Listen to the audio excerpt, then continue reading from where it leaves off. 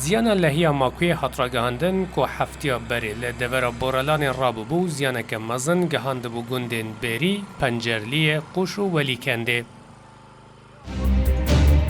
شهلا تاچفر قای مقام ماکوی را گهاند کو لچار گندین بری، پنجرلی، قوش و ولی کنده. آفکتیه 910 مالین ولاتیان. جبر لحی 6 مالین ولاتیان و کلوپلین وان جسادی 100 زیان دیتنه.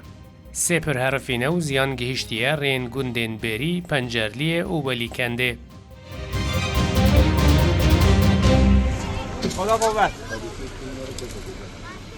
تیم های و سور حتی نها 54 کنج با خلق دور دابین کرنه.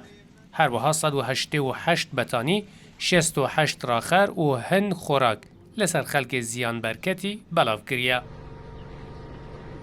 دلیل اصلی این است که این دیوار ترکیه که صدام سرکه اللهیه او دیوار سینوریه که ترکیه لسر سینور چکریه.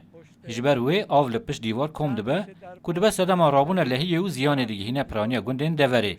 اکثر روستایی منطقه را از ادویه فنی و راههای روستایی جبر لهی زیان گهشت یا چند پران رین گندان و ریا سینوریا بورلانه.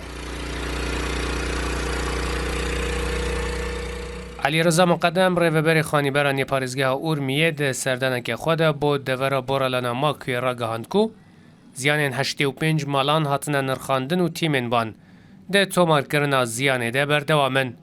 اما جبه به یکی جکریه کو پنگاون جبو قربو کرنا زیان ده کتین لحیه دست بکرنه.